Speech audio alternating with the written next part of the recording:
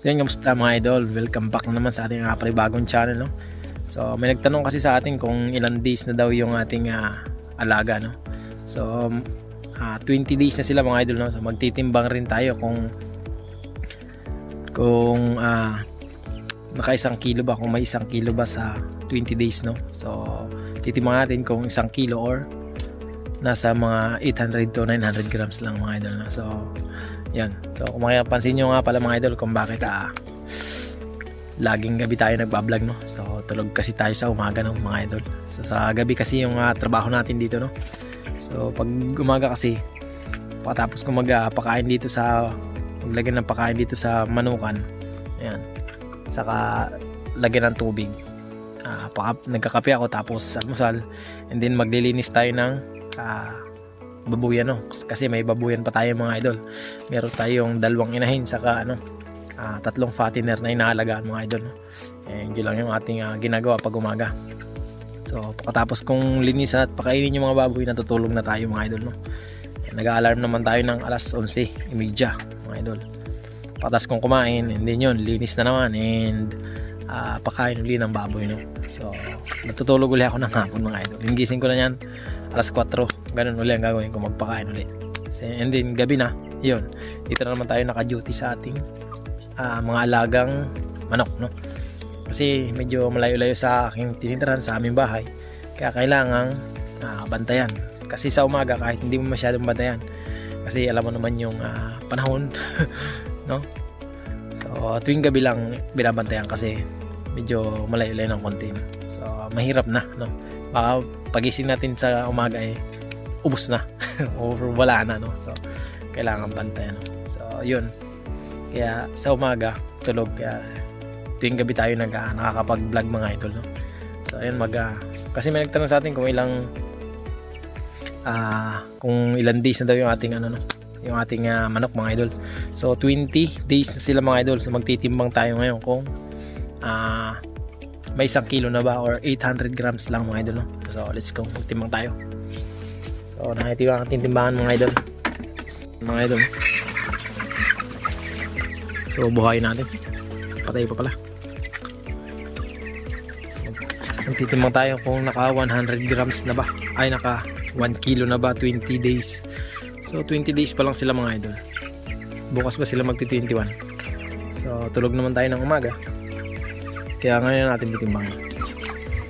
So ito,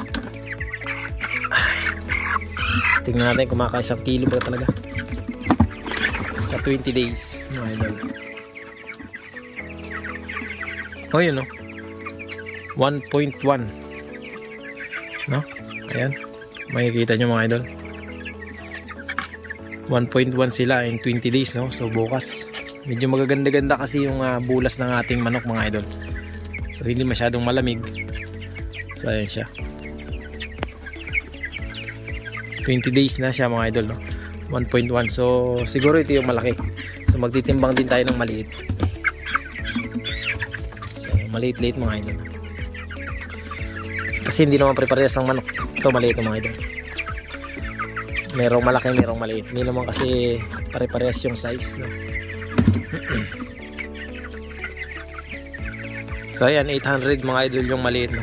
So yung malaki 1.1. Siguro pag mga 30 days mamimili na tayo ng harvestin mga idol. Ayan, 800 grams yung iba, 20 days. So ang pagkakalam ko kasi sa mga farm, titimbang sila is 21 days to 7 days, 14 days, 21 days, and 28 days na titimbang ang mga farm. So yun ay estimate lang natin. Ayan. So naglagay na rin ulit tayo ng drinker na kawayan kasi hindi pa tayo nakakapag-assemble ng drinker mga idol. Wala pa tayong na-order, no?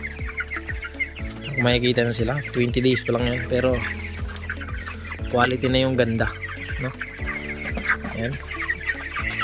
So magtitesting pa tayo ng iba. Baka may mas malaki pa sa 1.1, no? Ito, nakita tayo isa. Baka may mas malaki pa sa 1.1.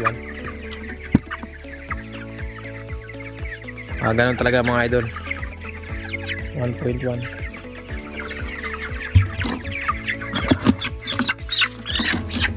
meron tayong nakita dito. So yun lang mga idol ang ating nakuha ng 1.1, halos 1.1.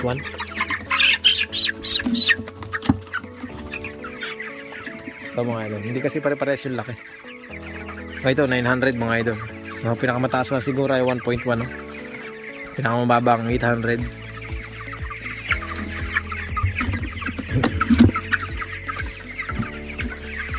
So ayun idol, so ito napakita na natin yung ating kung gaano kalaki yung ating manok na 20 days, no. So sa nagtatanong idol, 20 days na yung ating alaga ngayon. So yun, sana ay makatulong, and siya nga pala maraming salamat. So road to 800 subscribers na tayo mga idol, no. So sana ay suportahan nyo pa rin ang ating YouTube channel, and subscribe and like and share lang mga idol. So yun, maraming salamat. Good.